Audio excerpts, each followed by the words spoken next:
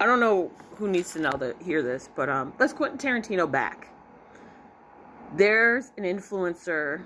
Well, I'm sorry. There was a corporate worker that went by Hub's Life or Hubs for Life, and he documented his nine to five. He then made enough from TikTok and Instagram that he quit his job to do that. I'm going to say to anybody, if you have a 9 to 5 job and you live in the United States of America, for the love of all that's good and holy, please keep your job and do social media on the side. Again, for the people in the back, do social media as a side gig. Here's why. With a corporate job, with a job that is full-time, where you have health care, you can take vacation, you can take personal leave. In this day and age, you need money. You need money that will come to you either weekly, bi-weekly, or monthly. With a 9 to 5 job, you know that you're getting health care. You know that you're being able to pay for your meds, all this type of stuff. I have a state job. As much as I want to be an actress, I need health care. I will stay at a job because you know what? I'm too damn sick. I have found out that I'm just sick right now. I am trying to work, and as you all know, I've been trying to lose weight and do things so I can get my health into check. If I were to quit, I then rely on the audience, meaning I have to rely on the algorithm, and then I'm constantly chasing whatever so I can go and get it. Because if I don't get that money, I'm screwed. This man has a kid and he has a partner. He gave it up because Instagram and TikTok are paying well.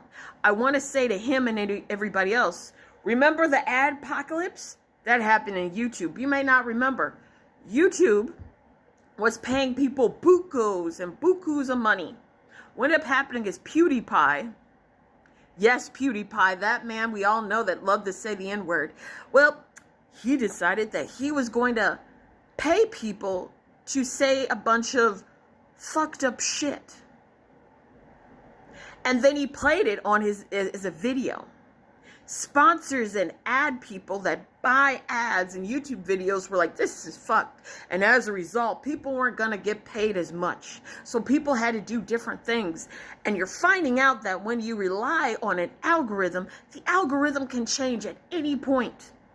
So you may be popular one month, and then you don't have anything. And the thing that he had that was drawing people to him was the fact that he was what? Working 9 to 5. He has now given that job up, meaning the people that followed him so they could have content about, working 9 to 5 are now like, well, why would I want to follow you? You're an influencer now. The influencer market is also what? That's right. It's also saturated. It's hard. I will continue doing my job because I've got bills to pay, because I have rent, because I have to get a new car, because I want to pay down my credit cards, which are $17,000. $17,000 I want to pay off. I would like to pay off before I'm 40, if possible. I have health care things. I am paying for metformin. I am paying for blood pressure to lower that. I am trying to become active and to do things and track what I'm eating so I can lose weight. I can become healthier with my blood pressure, with my sugar levels, with everything.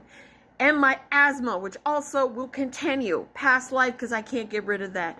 At least I want to be healthy to a point where I won't need as many medications as I'm currently taking. That is my goal. To do that, I need to work. Some of you are like, oh, who cares? I'm going to say some names. You tell me what you remember them for, okay? The Wine Cone, Brookers, Community Channel. These are all YouTubers that were really successful. and making money. And then guess what? New people came in and replaced them. Or they got burned out and they said, I can't continue to make stuff. You're either going to get burned out, or the algorithm, you're going to constantly be chasing the algorithm. And I know that he's like, I'm making money now. That's great.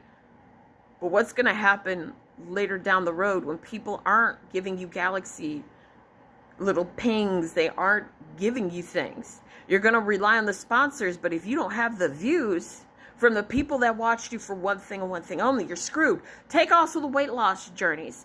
A lot of people, including myself, I followed people and they stopped. They had a lot of momentum and then they stopped. We follow you at the beginning, but once you stall, that's happened with me. People have stopped watching me because I've stalled so many times. There's no, do you keep doing it or you pivot? I know somebody, or not know someone, but I followed someone who was a weight loss channel and she had a job. She quit her job to be full-timer. I said, I don't think you should do that because it's going to be a struggle. And you said it yourself that if you are doing that, if you are an influencer and you don't have structure, you're going to struggle. She did it because other people told her to. And guess what?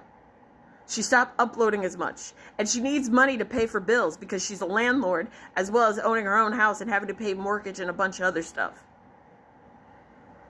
Don't be that person. Keep your job. Be like simple, not nailological. That's a YouTuber who does things with nails. At the same time, she's kept her job, a state job, in Canada for 10 plus years. And she said, I'm never giving that job up. Because why? She's got health care. She's got benefits. She's got everything. Why would she give up that job for YouTube? YouTube is fickle. You may be hot today, tomorrow you're canceled. No. Keep your regular job. Do this on the side. People will like you, but just give them just enough. That's all I have to say. Deuces.